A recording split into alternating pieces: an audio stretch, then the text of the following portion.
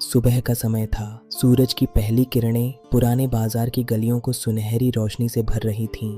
बाजार में हलचल शुरू हो चुकी थी। लोग अपने अपने कामों की जल्दी में थे और दुकानों के शटर धीरे धीरे खुल रहे थे। हवा में मसालों और चाय की महक घुली हुई थी। हलवाई की दुकान पर गरम गरम समोसे तले जा रहे थे, जिनकी खुशबू दूर दूर तक फैल रही थी। उसी बाजार के एक कोने में एक अजीब लेकिन बेहद प्यारा परिवार रहता था। मोती, एक इंसान जैसा दिखने वाला समझदार कुत्ता, और उसका छोटा सा मासूम पिल्ला चीकू। वे दोनों दो पैरों पर चलते थे और इंसानों की तरह ही कपड़े पहनते थे। बाजार के शोर शराबे के बीच वे अपनी एक छोटी सी दुनिया में रहते थे। आज की सुबह कुछ अलग थी। चीकू को बहुत तेज भूख लगी थी। कल रात से ही उनके पास खाने के लिए कुछ नहीं बचा था। मोती काम की तलाश में इधर उधर भटक रहा था और चीकू अकेले ही बाजार में खाने की उम्मीद में घूमने लगा। उसने हर दुकान, हर रेहड़ी पर नजर डाली, कहीं से भी कोई खाने का टुकड़ा मिल जाए, बस यही उसकी एकमात्र इच्छा थी। लेकिन आज किस्मत शायद साथ नहीं दे रही थी। हर कोई अपने में व्यस्त था और किसी ने भी उस छोटे से भूखे पिल्ले की तरफ ध्यान नहीं दिया। तभी चीकू की नाक में एक जानी पहचानी खुशबू आई। यह वही महक थी जो उसे सबसे ज्यादा पसंद थी, ताजे तले हुए समोसे। उसने पलट कर देखा।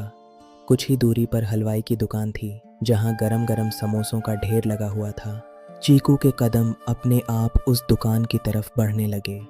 भूख अब बर्दाश्त से बाहर हो चुकी थी और उन समोसों की चमक उसे अपनी ओर खींच रही थी। हलवाई ग्राहकों को समोसे परोसने में व्यस्त था।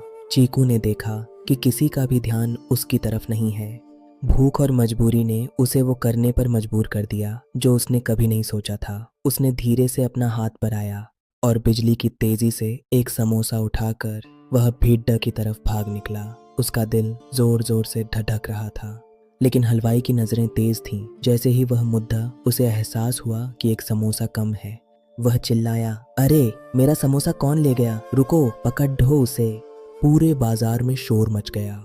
चीकू डर के मारे बिना पीछे देखे दौड़ रहा था। उसे बस एक ही जगह पता थी जहां वह सुरक्षित रह सकता था। हलवाई भी पीछे नहीं हटा।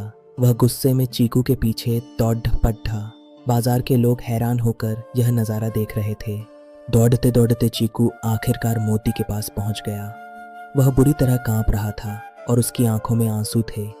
मोती कुछ समझ पाता इससे पहले ही हलवाई वहां आ पहुंचा। वह गुस्से से लाल पीला हो रहा था।